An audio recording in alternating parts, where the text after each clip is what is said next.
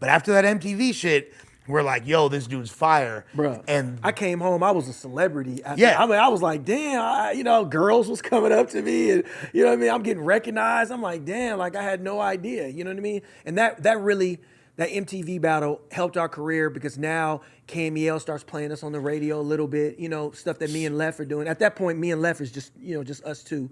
Right. And by the way, Lef is with me in New York the whole time, you know what I'm Right. saying? We're like, you know, we're going around New York, you know what I mean, trying to network, meet with people at the, you know, during the time of the battle. Yeah. Left is raw, one of the illest flows. Like, he got that real consistent Yeah, flow. yeah, I for fuck, sure. fuck And he with was Left. producing the beats at the time. Okay. Yeah. And then one of the most legendary producers in the Bay Area, EA Ski. Yes, sir. So did he become privy to you because of the... Yeah, so I want to say I met Ski before that through Balance. Okay. Because Balance was working with EA Ski. Shout out to EA Ski, man. So Balance was working with EA Ski. Did some, recorded on some of his tracks. And, you know, anybody who knows, one of the best, you know, producers to ever walk this earth. Yeah, literally. People, if you look at EA Ski's production credits, it's insane. He did some stuff with Balance. EA Ski came back to the Bay, was independent, putting out stuff on the radio, and everything was slapping. Yeah. So, and we had kind of developed just a little bit of a friendship, you know, just through Balance. And then me and Lef I was like, yo, we need to get a beat from him. Who coincidentally has also never smoked weed or drank in his entire life. And that's one of the things that we kind of bonded on. So I hit up EA Ski. And I could not relate to y'all. I was like, man, they're dope, but my mind was so warped I couldn't even I was like, I love their music and shit, but it's just something. They don't smoke weed. They're not cool. What the fuck? Like, that's a real thing. You deal with that in the industry. But now I'm a guy. The square is Delaware. Yeah. But yeah, so we connect with Ski, and initially it was just like, yo, I want to get a beat. We love to get a production. Like, what do we need to do? What will it cost? I think we met over in Oakland by the lake somewhere. We had like a little meeting. He was like, look, this is how much it's going to cost. We was like, all right, cool, let's do it. And he gave us our first beat. Was that What Is It? It was What Is It? That was the first beat. The first beat that y'all ever got from Ski becomes your first radio hit. So he gives us the beat. We recorded at the Grill. Yep. In Reveal. We sent by it to 53rd and Pablo. We sent it to EA Ski. It was a little different. The beat was, I want to say, it might have been exactly the same. But we sent him we didn't know if he was going to like it.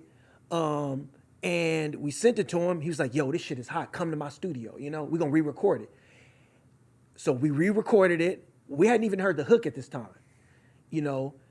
And Ski was going to put a verse on it. You know what I mean? So he was just like... Wait, so you didn't have the hook. You just had the verses on it.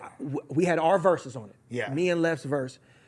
Ski took it into Ski and CMT. CMT is recording us. Right.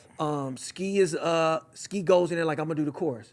And he's doing the chorus. What is it? I always thought that was your voice. Nah, that's Ski doing it. Okay. I know the lower one is whatever you want it to be. Yeah. What is? No, that's Ski doing it. You know what I mean? Okay. Ski's doing all the ad-libs.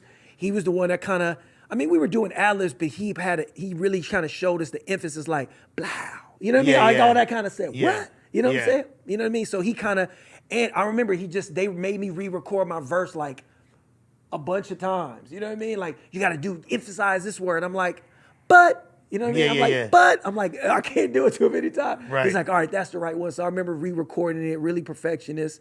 And he went and did the chorus and put his verse on it. And then he was like, yo, let's do something different. I was like, what you want to do? He's like, I want to produce more for y'all.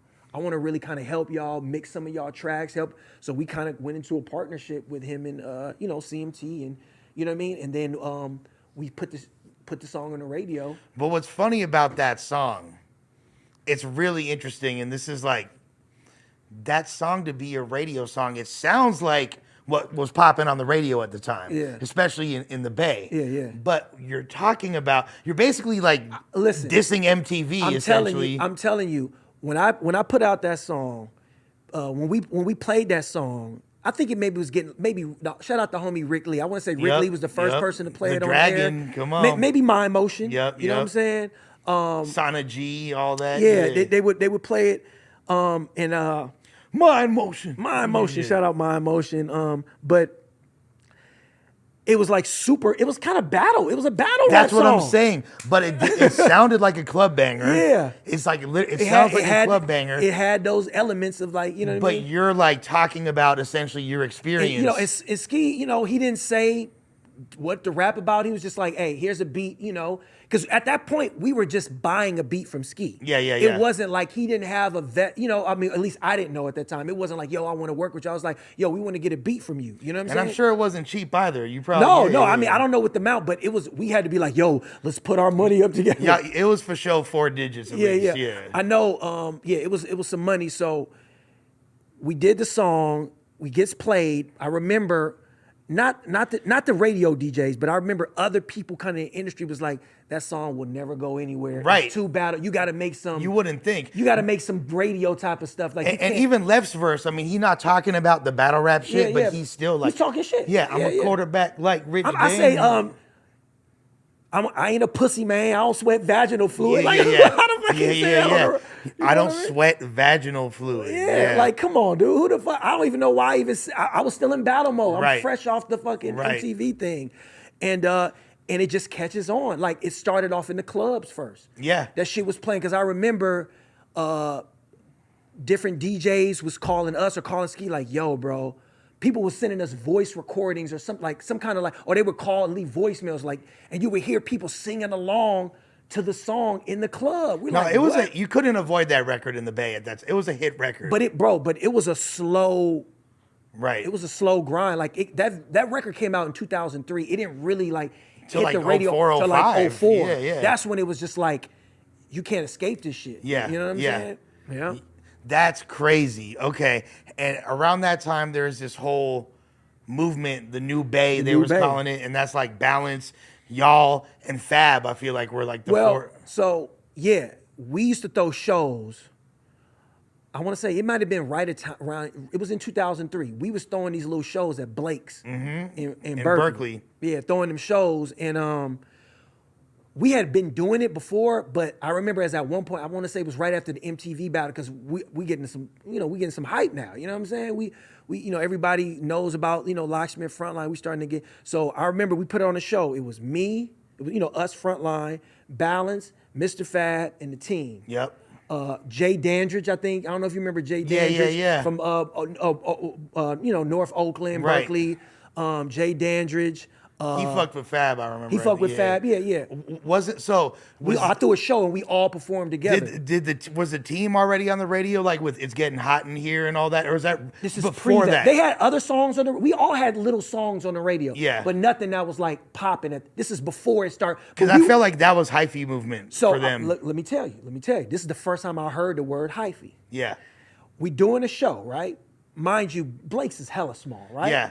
But it's popping. We sold the motherfucker out. The line was down the street. We couldn't this was our show. We put it on. People are trying to get in there. It's no windows. That motherfucker's just like sweating, right? JT comes through. JT, the bigger figure, comes through, perform. Ski and them come through, perform. It was like, we felt like, yo, we part of the Bay Area now. Like, we got these legends coming through, showing us love. I want to say E40's record release party was the same night, because I feel like we left from there and went to 40's release party at Sweet Jimmy's. Okay. Man, which is now the new parish. And Sweet Jimmy's back then, that was this real OG bass shit right here. But that was a dangerous place to go. That place was getting shot up every other week. But listen, speaking of danger, so I want to say we performing. So, it's our show. So obviously we're going to end the night off. You know what I'm saying? So Fab and them had performed, and we all kind of performing together. Oh, and we had a song, maybe, I think it was called New Bay, that Ski produced. Yeah. Me, Balance, the team, Fab, Essential, Ski's doing the hook. So I think maybe was going to perform that song or something. I could be wrong. But anyway, it's dudes, while I'm performing on the side, they just doing too much. I'm like, yo, Fab, because I know they from Oakland. I'm like, Fab, what's up with your people? He's like, man, they just hyphy. That was the first time I heard hyphy. Yeah. But at that point, hyphy just meant like you being like turned up, way too turned up, like in a destructive way. Yeah, you know what I'm saying? Like, yo, like I'm like, yo, try to calm these niggas down, like you know what I'm saying? So so that was the first time I heard the word hyphy. So this is like 2003. I don't know. We did so many shows. I think it was that show. It might have been 2002. So this is after the I think it's after the MTV Battle. thing, and like while you're functioning with Ski, and What Is It is creeping up the radio, and like it might have been right before What Is It. Okay. It might have been, or maybe right. It ain't really on the radio, but it's out. it's crazy. Sweet Jimmy, I've been in Sweet Jimmy's when it got shot the fuck up, bro. That place, Bro, you had to go at that point in time in 2003. If you was a Bay Area rapper, you wasn't validated. You had to go through Sweet Jimmy. Period. Shout out to Sweets, man. Yeah. Like, because everybody, and let me just say this, like, this is just being completely real. We coming up at that time, but I tell this to people all the time, the history, when you talking about the Bay Area, because everybody obviously knows Short, everybody knows 40. Keek the Sneak, I've never seen a movement, a real street movement like Keek the Sneak at that time. Facts. Keek the Sneak was the Bay Area. That's especially in the town, like the East Bay. But the East Bay was like, you know what I mean? Like everything kind of trickled off of that. Like, the Oakland was like the hub of hyphy. Or like Frisco's like its own Frisco world, was, though, and shit. obviously like, San Quinn, like I love Frisco. Mac Dre, I got Mac Dre stories too, you know what I'm saying? But I just remember, because we coming up at the same time, I'm seeing it with my eyes, how the town, how the whole Bay Area, because, at that time, I want to say, I think Keek was living in Sac. Yeah. So, local radio wasn't really supporting him until he came with that T-shirt, blue jeans and Nikes produced by Rock, Rick Rock. But I just saw his, like, bro, you couldn't even purchase nowhere. You couldn't even purchase a Keek the Sneak CD. They were sold out. Literally, Sneakercidal, all that. Bro, like, all of them. High tech. They was gone, bro. You know what's crazy? Like, I was just talking to Plex, my homeboy Plex, about this the other day. Everybody, that's the homie used to host the battles, that's my brother right there, Yeah. Delmont crew. Everybody that I came across in the town was trying to rap like 3 Times Crazy. Bro. Everyone was trying to rap like Keek. You know what? Shout out to 3 Times Crazy, man, because those was one of the times, like I said, I was more on East Coast shit, but when we heard 3 Times Crazy, I was like, I felt like they was just dope all around. They're like dope. It was like town shit, but like a lot of people didn't understand, but Keek was on some spitting shit. You know what I'm he saying? was. Bart, B.A. B.A. was crazy, and Adrian was like had some depth. Yeah. Keek had the style. Bart was just kind of lyrical. You know what I mean? Yeah. I was like, we kind of like Frontline. We kind of was like, their songs is getting played. Like that's something that we could kind of be dope like that. Yeah. You know what I mean? Yeah. And because when you're in the Bay and you realize it's like you kind of lose sight of the fact that it's this little insular bubble, because it seems like there's so much opportunity within it that it's like if you find out what moves that crowd and you're gonna rock with it. So not to say anything, maybe even to a detriment. So around that time, we're on the radio, we getting played, on Cameo, 94.9, the local radio stations. Yeah. We getting played like 40, 50 times a week. That was my beginning of my music career. Yeah. So we're doing all these shows. We getting paid. We getting broke off every weekend. Thursday through Sunday, we getting broke off thousands of dollars. Yeah. To do a show. I didn't understand touring. I didn't understand none of that. All I know is like, this is what you do. And were those records moving outside of the Bay at all? Like a little bit, yeah. So we was going to Vegas, down here in LA, a little bit San Diego, Portland. The markets that support the Bay, essentially. The markets that support the Bay. Seattle. We end up getting a deal through, that was through we went through an independent label that was part of Warner. You know what I'm saying? So everybody started kind of getting swooped up. Fab got swooped up, I believe. The team kind of got swooped up. They re-released our album. That's when we put Bang It on there. You know what I'm saying? Which was another bang. Was Bang It a bigger single than What Is It? Technically. Yeah. Radio-wise, it was bigger. Yeah. But street, you know what I mean? Yeah, What Is It was like the one. That's a classic. Yeah. That was like classic. The one that everybody was playing in the town and everywhere. You know what I mean? So, and then shortly after that,